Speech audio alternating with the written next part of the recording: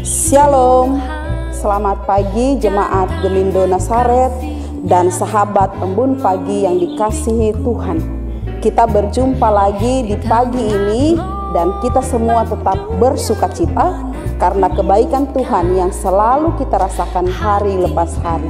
Saudara-saudara yang dikasihi Tuhan, kehidupan kita manusia, apapun yang terjadi dalam hidup kita manusia, segala hal yang kita alami dalam kehidupan kita, termasuk kematian, adalah sebuah misteri ilahi. Penatua Diona Kristi Silitonga akan memandu kita dalam renungan di pagi ini.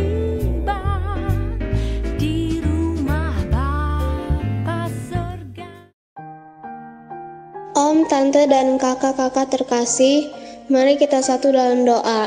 Tuhan Yesus yang baik, kami berterima kasih untuk anugerah Tuhan yang indah dikala kami menikmati pagi ini.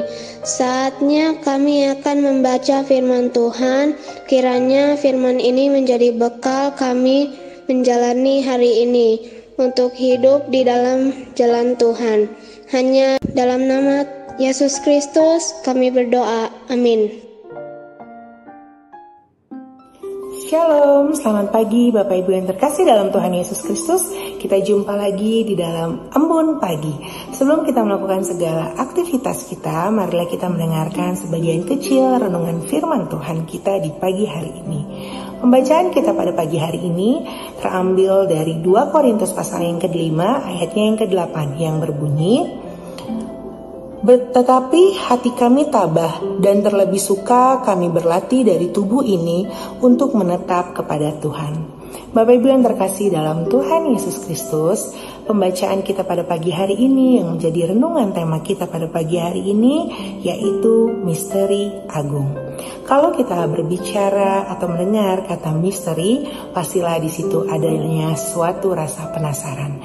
Misalkan saja seperti cerita-cerita misteri yang kita suka tonton, atau cerita mengenai film seorang detektif yang dimana dia harus memecahkan suatu kasus sampai pada akhirnya ia menemukan jawaban yang pasti, dan di situ barulah merasa puas atau merasa tugasnya selesai.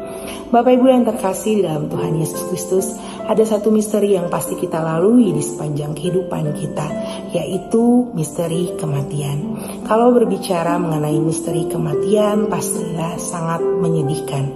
Terkadang sampai saat ini kita masih sering bertanya-tanya, kita masih sering merenungkan mengapa mereka harus mati, atau orang-orang di sekitar kita yang kita sayangi, bahkan orang-orang yang kita tahu dia taat kepada Tuhan, dia taat akan pelayanannya, dia orang baik, mengapa harus dia yang mati lebih dulu? Seringkali pertanyaan itu terjadi di dalam kehidupan kita. Terlebih lagi juga beberapa bulan yang lalu, di mana ketika COVID sedang menaik, melonjak, banyak orang-orang di sekitar kita, keluarga kita yang harus menghadapi kematiannya.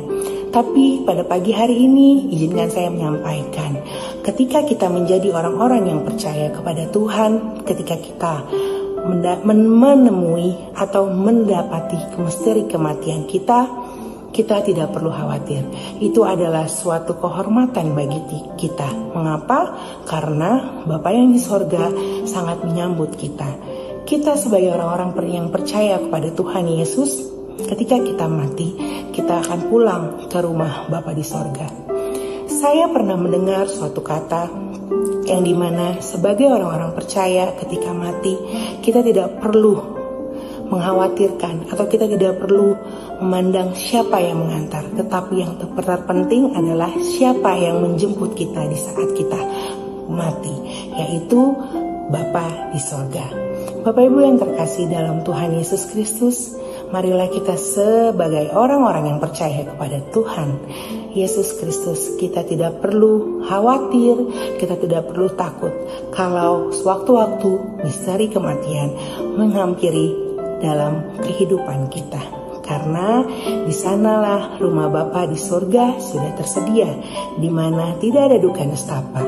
Yang ada di sana adalah damai dan sukacita.